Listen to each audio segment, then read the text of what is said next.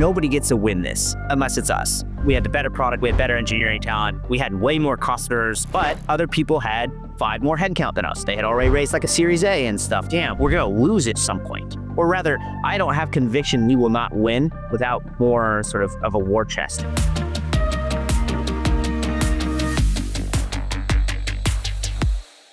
This was just open source. It wasn't cloud service or anything, right? I had a lot of open source stuff I worked on. And somebody from Heroku approached me. They wanted me to like make Sentry work as an add-on for Heroku. They were like a PM for the add-on thing on Heroku. Oh, that'd be cool. Like maybe I'll make some beer money. Like again, same ambitions. I'm like, oh, a little like free money kind of thing. I didn't realize you had to build a cloud service to offer it as an add-on. And so it was a quick reality check that they were not just going to like imagine they host a thing and I just collect a paycheck and it's really easy. And so over like Christmas, and this is like 2012, long time ago. Over Christmas, I built like the cloud service, which was like, I just added billing code to the whole thing, like subscription management to the open source thing. And then Stripe was like up and coming at the time. And it was actually faster to integrate Stripe than it was Heroku. And so I launched it without it even like existing on Heroku, even though that was like kind of the goal.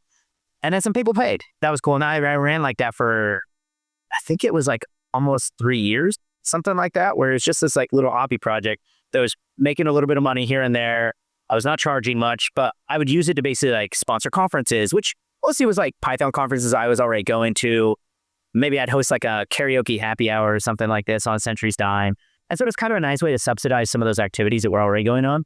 And then eventually in 2015, we had a couple thousand customers. I'm like, oh, people raise venture. That's how they build businesses. I'm just going to go raise VC money and now like make it a real job kind of thing was where my head was at. TLDR, we did that. And then that's not quite how venture works. Venture is like, I'm going to be insanely ambitious no matter what and reach for the moon. And that's why you raise venture. And so I'm like, that seems fine too. Before you raised with VCs, you were bootstrapped for a couple years, right? What did your clients, while you were like bootstrapped, did you have any sort of like promises like in the future we might be VC backed or something like that to kind of basically be like, hey, we're not actually going to disappear one day because we run out of money? Or did you just say, trust me, bro, we got this? Nobody ever asked. I don't know if they cared or not. It was kind of interesting because we had a lot of individuals and there's a lot of SMBs in the world and they don't care. JP Morgan, they care. A random startup down the street literally could care less about any problems like this. They're like, whatever. They don't even, this is not registering on their mind, right? Like they'll switch to somebody the next day if that's what it takes. Like they'll do the work. And so nobody really cared. We did have a few real customers, like HubSpot was like our biggest customer at the time.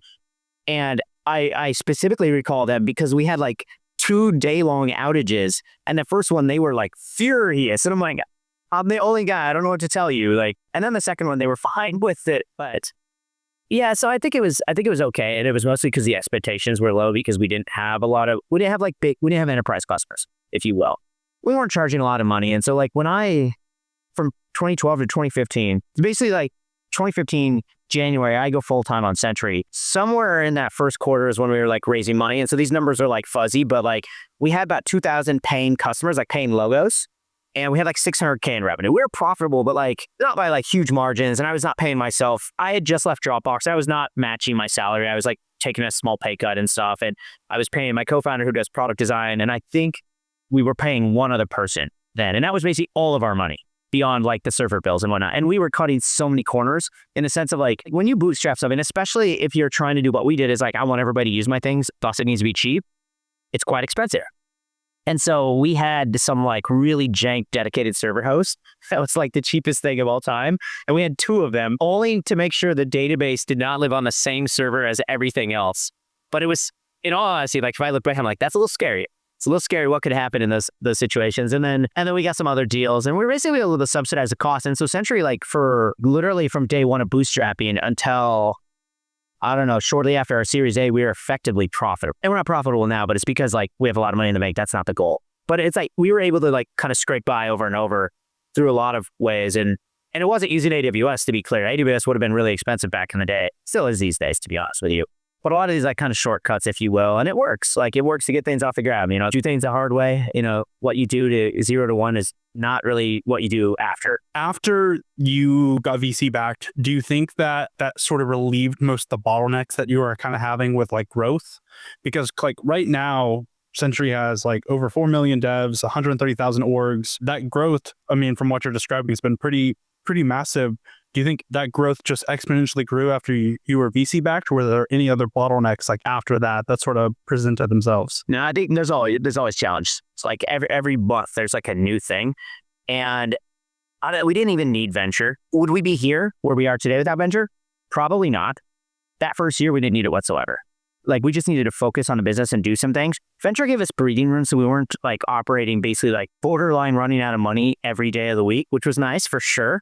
It let us hire a little bit faster than we would have otherwise, maybe pay slightly better, though I still made everybody take a pay cut. Honestly, like the main thing when I raised venture, I'm like, there were competitors. I'm like, nobody gets to win this unless it's us.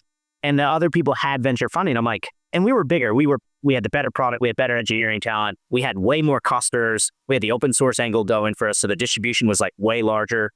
We had like the biggest logos in tech at the time using Sentry, self-hosted and whatnot, open source. But other people had more headcount than us. They had already raised like a Series A and stuff. And I'm like, damn, like we're going to lose at some point. Or rather, I don't have conviction we will not win without more sort of a war chest, if you will. And so we raised kind of on that very different market. We raised like $2 million or something, like tiny seed round for like where we were. And even our A was pretty small relative to what people look at these days. And then we just kind of grew pretty constant over time. And it was never exponential. It's like literally just for a long period of time, it was like we doubled the number of paid customers every year. And that was it. We couldn't manipulate it. It was all just bottoms up self-serve, which is a good and a bad problem to have. It's phenomenal from a strategic value of a company and from an efficiency of the business. It's bad because you can't go sell a bunch of contracts to like prop up your valuation or grow faster than you would otherwise. But again, like that's 10 years ago when we raised. And so it's like today the stats are, I think it's 70,000 paid customers from 2000. 10 years ago. We don't disclose numbers, but we're north of 100 million in revenue, 350 people in the company. So it's definitely a lot bigger, but we're also not one of those like hyperscalers either. It's like, it's just been like consistent kind of incremental growth, do the right things. And that's still today. We're just trying to do a lot more things now today. I'm noticing a few parallels, very interesting parallels in like the technology we've been describing, how things are getting complicated nowadays. With PHP, all batteries included, you can ship fast, a lot of things figured out for you. And you were bootstrapping your business for a significant amount of time, for years. This guy by the name Peter Levels, you probably heard of him online, who is known for advocating against traditional startup funding models. He's all about, you can bootstrap yourself into success. You can focus on running lean operations, direct to consumer type of approach. What are your thoughts on that? Do you feel like it's impossible to build a successful business with that model, or you have to raise at some point? I think it depends on your goal. I like the guy's a hustler. What's he built? Bunch of gimmicks. In all honesty, this is my genuine opinion. He's not built a real business. He's not built a lassie business. He's operating like he's 20 years old, which is, again, I think the guy is phenomenal. He's a great hustler, but he hasn't built a business. He's built a bunch of projects that he's making money on. A lot of them are just like kind of memes, if you're honest with yourself. That's fine. It's totally fine, but it's not the same thing, right? Let alone, he's not built a business that could ever become a public company. He's not built a business at scale. And that's okay if that's not your goal. Good luck doing that kind of thing without venture capital these days. You're just going to get your butt kicked by everybody else in the space. And that's just the reality. Again, it's totally fine. But I think this conversation of like, oh, you don't need venture, and DHH too. DHH does it for marketing. These guys are there, very smart. They're good at what they do. It's fucking marketing. It is not real life. I think it's great that people bootstrap. I think it's great that people venture. There's different reasons for different things. If you can bootstrap and be successful, you should do it. You are an outlier, and that's phenomenal. Most people are not going to ever be able to do that. And it gets harder and harder. Like, tech is not a small scene anymore. Look at what Google, look at the AI space. Infinite venture dollars going into every startup. Google just constantly shipping whatever everybody else's startups are. How are you going to compete with that even when you have venture dollars? You're never even going to compete with it. Bootstrap. And so I think it's complicated. There's a lot of nuance to it. If you want to build an SMB that one day you're probably not going to exist because it's like a lot of these businesses are ephemeral, you can do that bootstrapping really easily, make some money. But if you're honest with yourselves, a lot of people selling this like bootstrapping vision are also selling tutorials on how to bootstrap your company. It's like a YouTube thing, right? It's like, go buy my course as I teach you how to do this thing that I even like, it'll be like, let me teach you how to get rich. But you have to buy my course. And by the way, the course is just going to tell you to sell a course because that's the only way I know how to get rich. It's like a Ponzi scheme, you know?